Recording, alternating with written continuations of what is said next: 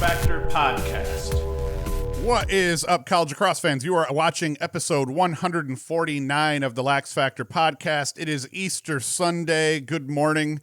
We have some crappy news to report. I was almost like, do we even want to do a show today after Syracuse got absolutely trounced by Notre Dame yesterday? But alas, we have to do it. So we are going to get right into this. As always, be sure to like, subscribe, hit the notification bell, and go to laxfactor.com and you can get yourself swag. I'm decked out fully today. Hat, hoodie, we got a t-shirt here, so that's how you can support us. But let's get right into this now. We're going to talk about a bunch of games: Notre Dame, Syracuse, Maryland, and Penn State. We're going to talk about Hobart and Bryant, and a couple of Army, Lehigh, and then we'll go through and just rehash the rest. But first game, I know all you guys are interested to hear my take on this because Notre Dame put the hurt on Syracuse in the Carrier Dome yesterday.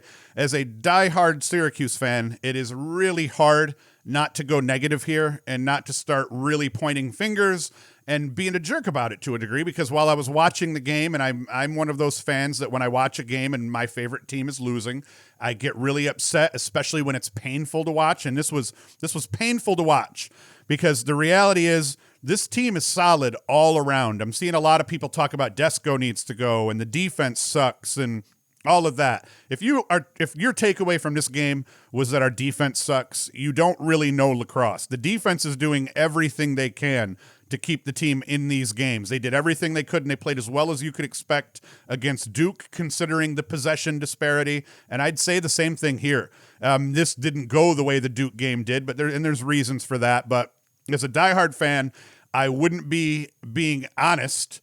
And I think I'd lose what little credibility I even have if I wasn't flat out willing to admit that the faceoff unit is killing this team right now. 23-9, they lose, meaning they lost 23 of 32 against the two-headed monster of Gallagher and Leonard. And make no mistake, Gallagher and Leonard are the two best faceoff guys in the country, with TD Erlin and Stathakis from Denver right there with them. And we got to see how TD progresses. He didn't play yesterday, apparently, due to a hammy injury, I think. But so, I mean, Gallagher and Leonard are formidable. But how are you going to win a game against a conference foe that is as good as you are when you lose 23 of 32 of the draws? I think that Duke score is really an anomaly. It was actually incredible and probably a Duke's bad that Syracuse was able to climb back and stay within a goal of that game. It just speaks to how good this team actually is and can be defensively and offensively. Offensively, they're as good as anybody in the country, hands down. Defensively, they're better than average, and Porter makes them a little bit better than that. So, I mean, this is a complete team, and the one glaring weakness so far has been the faceoff unit, and the job that they're doing is not good enough. And it's not you can't even blame that much on the wings. When you watch this Notre Dame game, they were getting beat badly right on the draws. They're just losing draws outright, giving up fast breaks left and right. Leonard scored a goal in this game. It has been absolutely painful to watch. I'm not going to dwell on it more than that. But like I said, every unit on this team is good enough to compete at the highest level. Every unit right now on this team, offensively, defensively, there's a short stick D mid that hasn't been playing very well. Number 35, he's been a problem, and I more and more people are hitting me up, private messaging me about that as well. But the reality is the faceoff unit is the one glaring weakness. You can afford to have a short stick D mid get attacked a little bit, and then you end up sending them a little bit more help, and then that person's not a weakness anymore. You can't fix the faceoff problem. I mean, you win more faceoffs and try to do whatever you can, but I'm starting to get a feel that this feels a lot like the Syracuse team that lost to Duke in the national championship. What was it, 2009, 2011, whenever the hell that was, where offensively that was one of the most efficient offenses we had ever seen. They could score in transition. They could score quickly. More importantly, they could run the clock down, and they could possess the ball a great deal and score very efficiently out of their 6-on-6 sets. That's what we're dealing with here. The problem is we're not getting possessions. We're losing the possession battle. We didn't clear the ball well overall yesterday either, but, what are we going to do? Now, the kicker is I believe in these guys. I believe in Varello. I believe in Fopp. I think they can get their shit together and win. But to pretend like they're not starting to get some sideways glances from their teammates, I know this team is together. I know if you asked any one of these guys, hey, you starting to get a little annoyed with your face-off guys? They would tell you, no, we are a team. We lose together. bullshit. You're starting to look at these guys a little bit sideways, and you're starting to think, well, come on, guys. We're all doing our part. You're not doing your part right now, and we're not going to be able to. If they lose faceoffs like this and they don't fix this, they're going to end up losing more games than they win in the ACC, and I'm on the team. Syracuse ends up in the basement of the ACC. Hey, that's still good enough to get them into the tournament, and once you get into the tournament, all bets are off and all that crap, but this is a glaring problem right now for the Cuse. Now, Notre Dame, let me stop bashing the Cuse and let's talk about Notre Dame. What did they do well? Biggest thing, they defended Syracuse off ball incredibly well. You could almost make the argument that Cuse's Dodgers just beat the Notre Dame guys so badly, and Notre Dame was trying to win those one-on-one battles, and they were willing to lose them where they lost them without sending help. But 3 assisted goals out of the 11 for Syracuse, so Notre Dame did a great job off ball. Dodgers were able to beat them, but the possession disparity being what it was ended up not mattering. But Notre Dame's defense is for real. Notre Dame's face-off unit for real. Entenmann was good enough in cage. He was solid. Pat Kavanagh is an absolute animal. 4 goals, 5 helpers off just 8 shots, and 6 of them were on cage, and only 2 turnovers in the game for the kid. Another great stat for number 51 was 6 ground balls on the day. Kid just does everything, like a Kavanagh, like you would expect a tough, small, undersized Notre Dame savage to do. Cuse had no answer for him, and Notre Dame had such a possession discrepancy. It was easy for kind of that Notre Dame offense to ease in to what they wanted to do, figure out what was going to work, and then just do more of that. Hey, that worked. Let's do more of that. And they did that all day long, running roughshod over Syracuse, especially over the second and third quarter.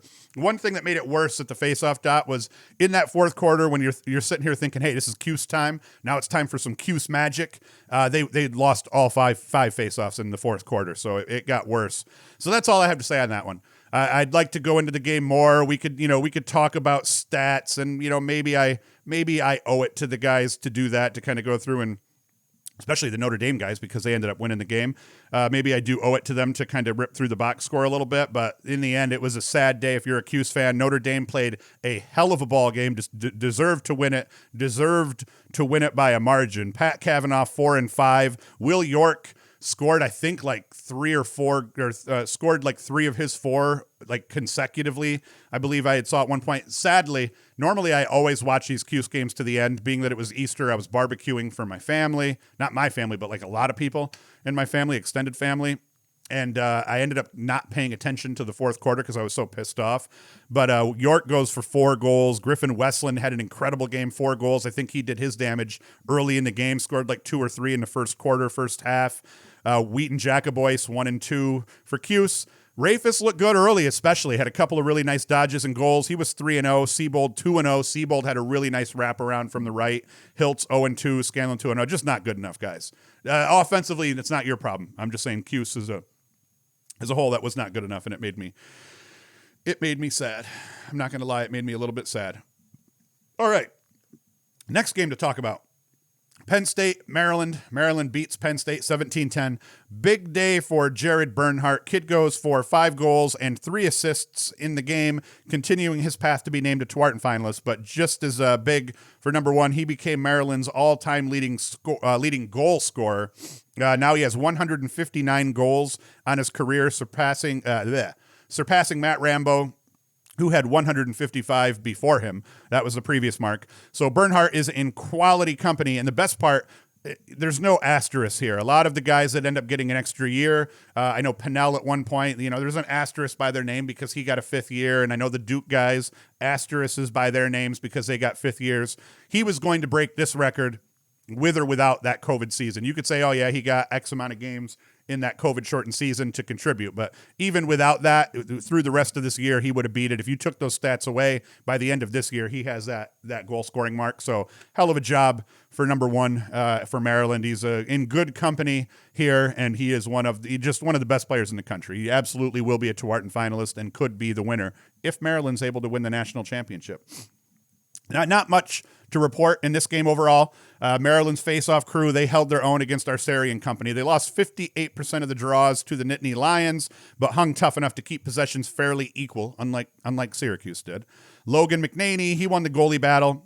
by a lot over Kobe Knies. He made 13 saves on the day, to Knies' 8. But, Knies, very capable goalie. He is not getting a whole hell of a lot of help from his defense. So he doesn't deserve to eat that blame alone by any means. But alas, you're a goalie. Just like a quarterback, you live and die by your quarterback in the NFL. In lacrosse, oftentimes you live and die by your goalie, and goalies end up eating a lot of blame. So the takeaway, Maryland is really good at lacrosse, and they're still playing tough, 100% deserving of their number 3 ranking. You see a lot of people are now going to chirp Syracuse too. They're going to be like, oh, Cuse is overrated. It's like, listen, people, Cuse is still going to put the hurt on your team, most likely. Cuse, what's probably going to happen here with the rankings, Maryland hangs at 3, Duke, North Carolina, they're going to, Duke is 1, North Carolina's 2. Maryland, I think, is 3. You could even see Maryland take 2 and North Carolina take 3. That's potentially that could potentially happen. I think you see Notre Dame jump up to like 5. You see Cuse jump down to like 7. I don't know what that does to UVA. But just because Cuse is losing to other top 10 teams, I mean, that does not mean they're overrated. If I'm a Cuse fan, and I'm a diehard Cuse fan, but I'm also very realistic about how good this team is. And let's not pretend that Cuse couldn't just come out and beat North Carolina when they face them, and then everyone's like, oh, I mean, I think that's what you're going to see in the ACC. I mean, Cuse put the hurt on Virginia. I wouldn't be surprised to see Virginia beat Syracuse when they play again. Notre Dame put the hurt on Syracuse. Syracuse gets to play them again at Notre Dame. I would not be surprised to see the script get flipped and to see them beat them. No such things going on in the Big Ten. Maryland is going to go undefeated in the Big Ten. I believe there is a Big Ten tournament. Maryland will win the Big Ten tournament, and they will have a completely undefeated regular season because of that weak schedule. I mean, Penn State's not very good. Rutgers is a quality team, but apparently not nearly as good as Maryland.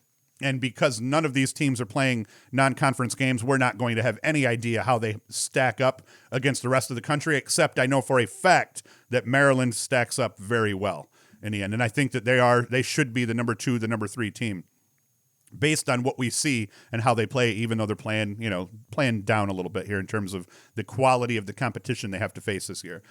Army and Lehigh, man, holy cow. Coming into this game, in yesterday's live stream, I was cautioning that Mike Sisselberger for Lehigh could be the difference maker, and he will be the reason that Lehigh ends up playing a tight game and could even win the game. And sure as shit, he tore it up. Number 99 goes 23 of 27 from the faceoff dot, which made things very difficult for the Black Knights because that is a huge possession disparity to overcome. Despite that crazy stat line, Brendan Nichtern, he still proved to be the best player on the field. He goes for 5 goals and 2 assists off 11 shots in that loss. But the Lehigh trio of John Sidorsky, 2 and 4, Cole Kirst, there's another Kirst. I didn't even know there was another Kirst. 4 goals, and Christian Mule. Is that how you pronounce that? Someone correct me and spell that phonetically for me so I don't look like an a-hole on Easter Sunday. He goes for 3 and 1, mixed with Sisselberger's face-off skills that provided Lehigh the lift they needed to beat the Black Knights by 1 goal. Cole Kirst scored the game winner off a feed that missed its mark. They actually tried to feed the crease late in the game. It trickles through, and Lehigh's like, and then it goes right to Kirst, like 1 bounces or 2 bounces to Kirst, who picked it up and just put a bomb in for the eventual game winner.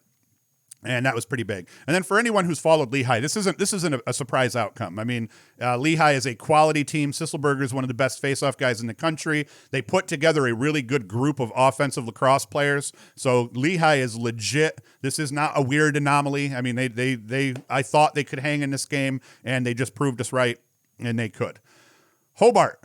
Oh, wait, here, hold on. Let's go back to the box score for that one a little bit, and then let's see what we've got to talk about for these guys, because I don't want to screw people over here. Where the hell is this game and its box score? There we go.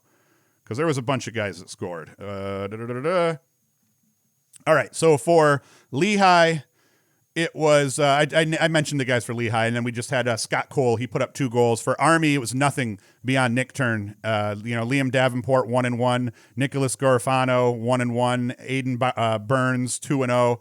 It just wasn't good enough in terms of the goalkeeping in this one. James Spence, 10 saves, 12 goals against, and then Wyatt Schupler, 11 saves, 13 goals against. So both goalies played good.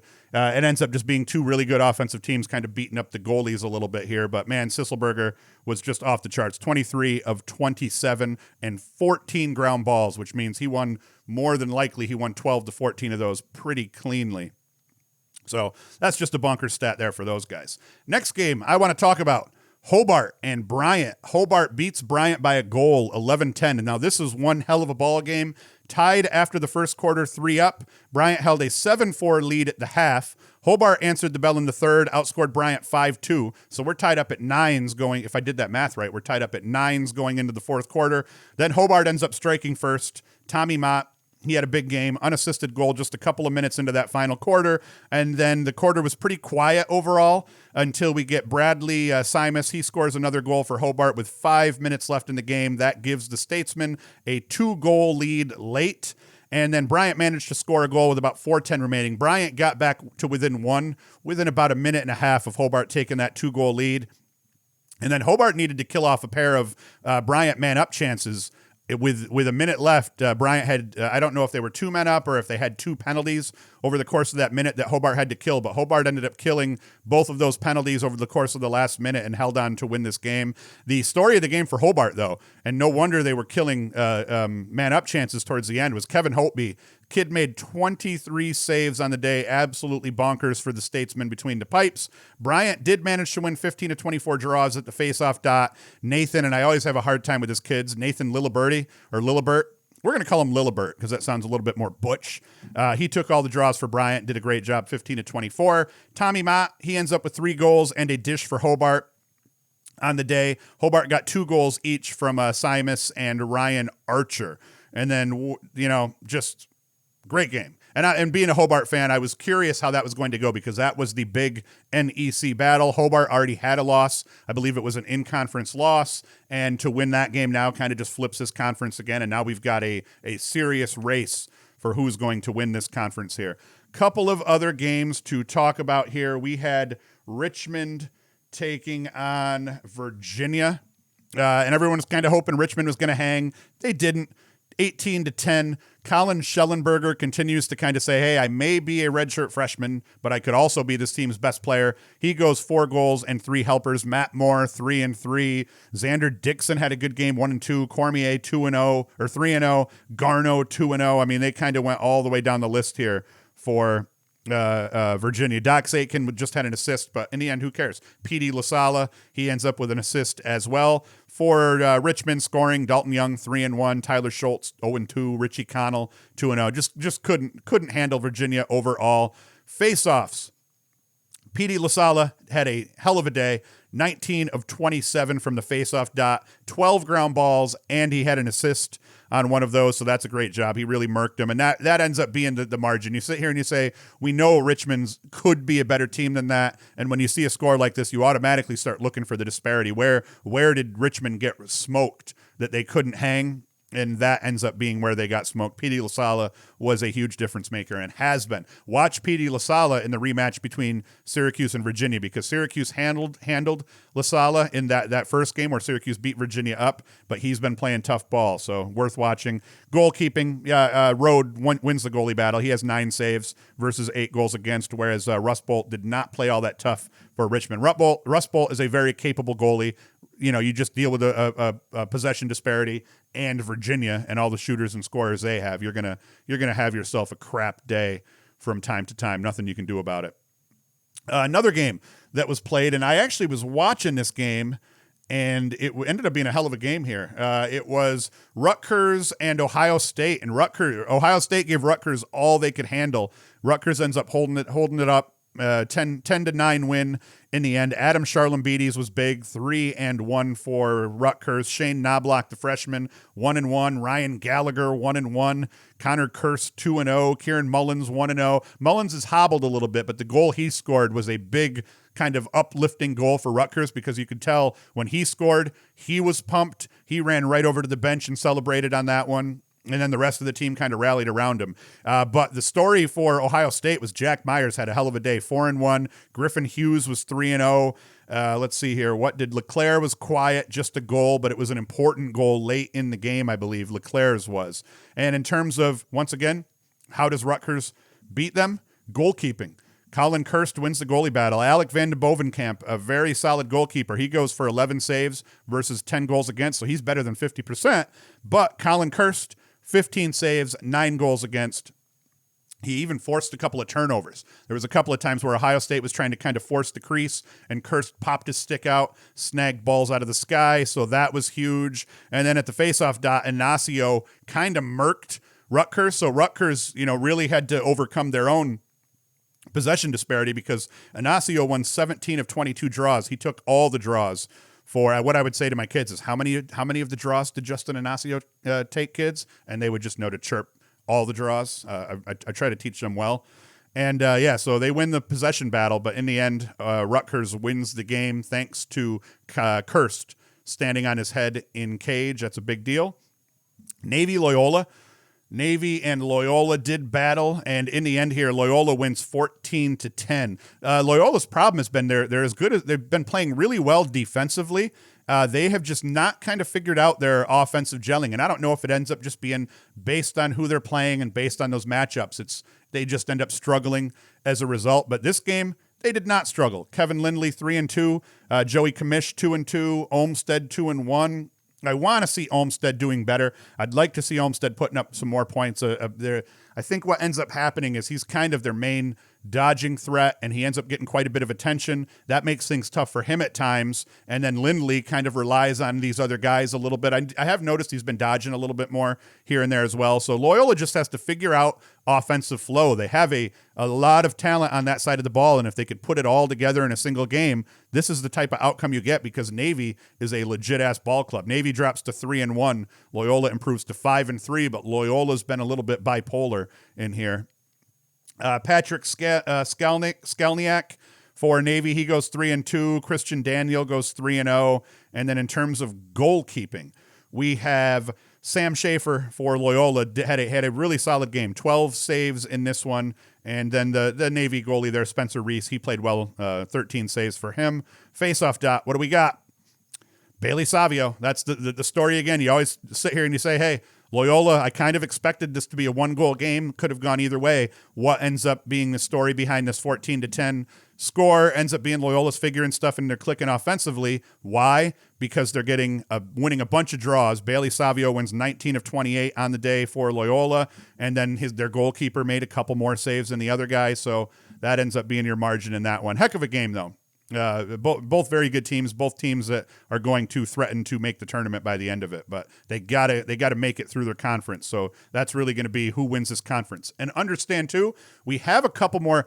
The Ivy League has been putting 2-3 teams in the tournament, at least 2 teams in the tournament every year. We have no Ivy League teams that are eligible, so there is a couple more playoff spots available to some of these conferences that traditionally only put one team in the playoffs by the end of the year.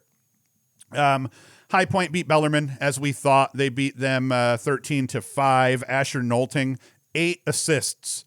Not his normal game, but a game nonetheless, so a hell of a job by Asher Nolting. He only ended up taking 5 shots, didn't score any of them, but he used all the attention that he was getting to put up 8 assists. And then we have Braden Maia, 3-1. Kevin Rogers, the D3 transfer, 3-1. I think he was a former D3 player of the year. Hunter Vines 1-1, so they did a good job. Let's see what the goalies did in this one. Higginbottom had a bad day for Bellarmine. He only has 4 saves versus 13 goals against, but Parker Green played well. 12 saves against just 5 goals, so good job by Parker Green in cage. And then High Point absolutely massacred Bellarmine at the faceoff dot. David Sampier for High Point, 13-16. Colin Hoban, 4-4. So there is the ball game right there. That's actually not a good sign for High Point that they were able to win that many faceoffs and they still only beat them 13-5. I don't like that. That's why I really do think that Richmond is going to end up being the team that wins this conference, and they've already won the head-to-head. And I think that High Point's going to have a hard time even making the tournament here. They've got to be better than that overall offensively. That's been the disappointment for High Point. I think for many, I think a lot of people are thinking, man, we thought High Point was going to be a little bit more high octane of an offense. At times they have showed that they are, like in the games where they've hung with North Carolina, or at least the first game where they hung with North Carolina. But then there's been times where they have not looked up to snuff here. Let's make sure I don't forget anything. UMBC did end up beating Vermont 10-8. That was a huge battle. I actually thought Vermont would end up winning that game just because I didn't think that UMBC would be able to hold them to less goals than what UMBC was going to score. But UMBC played a really tough game, and overall they were just balanced scoring for them. Brian I don't even know how to pronounce that dude's name. Brian Tregoning, 3-0. For UMBC, Ryan Frawley 1-2, Nick Dupuis 2-1. So they got some scoring. They filled it out here. And then in terms of goalies, they ended up their goalie wins the battle. Tommy Linger for UMBC, 11 saves versus the 8 goals against. Ryan Cornell for Vermont, 11 saves versus 10 goals against. You got to stop 1 or 2 more shots, and you're in that ball game.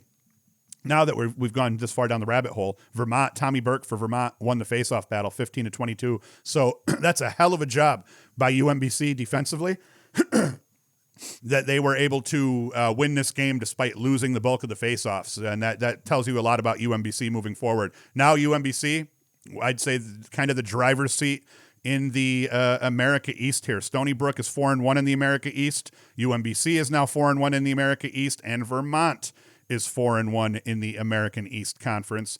And oddly enough, UMBC, they lost to Binghamton. So that's their one loss. UMBC beat Stony Brook. UMBC beat Vermont now. Their lone loss is to Binghamton, and they've got Albany next. So that'll be a game to watch for everyone for sure. The America East, it's up in the air still. 3 teams at 4-1. Albany's at 3-2. So if Albany can kind of figure their things out post Dahoga-Nanticoke leaving, we can have an interesting battle for that conference. I believe they are having a conference tournament as well, but I could be wrong. So that'll be interesting to see. Who else we want to talk about? Towson and Hofstra. Hofstra beats Towson by a goal. Ryan Tierney, 1-3. He has not put up the Tewarton finalist-worthy points in the last couple of games, but hey, they're good enough. They beat Towson. Hofstra improves to 5-2. Towson now drops to 3-6. And the story, Justin Sykes. Sorry, guys, it's Easter. I had some beer yesterday, way too much chocolate yesterday for Easter. So in terms of their conference, Delaware 4-0 in conference play still, UMass 3-2, and Hofstra sitting at 2-1 in conference play. So stuff to watch. What did we have yesterday here in this game? Delaware. Let's go back here. I'm going to go back. We're just going to talk about one more game, and then we're going to get the hell out of here. We're going to put out some more content this week. I have the day off tomorrow, so we'll probably look for an audio podcast tomorrow. I'm trying to keep up. I have all these grand plans, but I'm also as busy as we've ever been from a work standpoint as well. I talked about Rutgers and Ohio State. That was a hell of a game here.